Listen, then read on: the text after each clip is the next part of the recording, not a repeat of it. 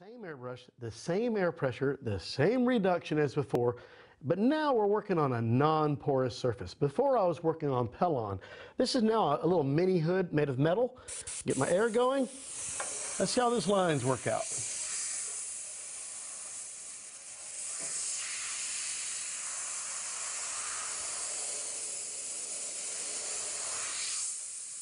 Works beautifully on metal at the same ratio. Let's go ahead and push it now, and let's see if we reduce it even further, will we get better lines or worse lines? Let's see what it does. That's how you know how to set your own reductions when you're working on your own projects at home. All right, let's add just enough of this material so we would essentially have a 1-to-1 ratio from when we first began. So that would be 100% reduced.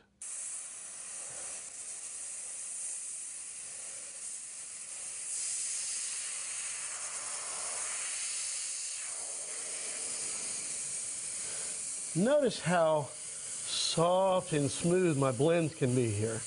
Can back away and just really softly blend this and create that nice tone.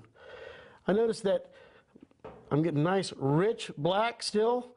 It's smoother looking now than what it was over here. This is a little bit grainy, even though that seemed to be okay before. It's getting much more easy to control here. And I'm getting nice fine lines with no spread.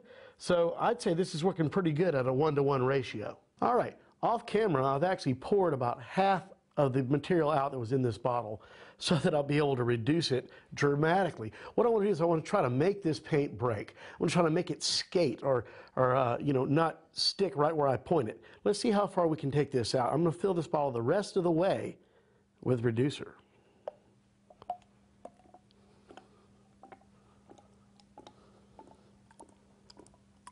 All right, armed with over-reduced paint, let's see if we can make this stuff break.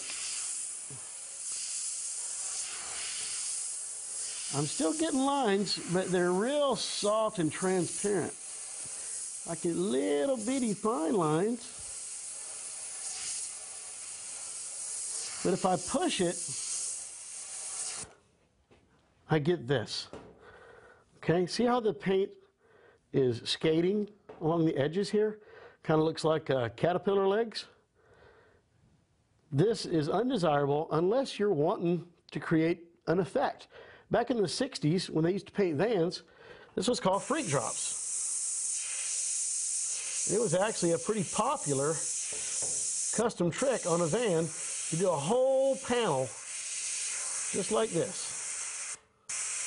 Talk about brainlessly easy. Just over-reduce your paint and you got freak drops. All right, if we come back to the Pellon, that absorbent material, let's give a shot with 800% reduced paint on that and see if we still get those freak drops. Nope. Matter of fact, we get an amazingly controllable paint. You get itty bitty teeny tiny lines. I don't even know if the camera can pick up how small these lines are. I'm using a bottom fed Eclipse and I'm getting amazing lines with it. If I really crank the paint out like I was making the freak drops, I'm still not getting the crawl. I'm getting a soft halo around the edge of these dots, but I'm just really getting very controllable, nice dots. So this paint's still not broken when it comes to working on t-shirts or other non-porous surfaces like leather or maybe paper or wood.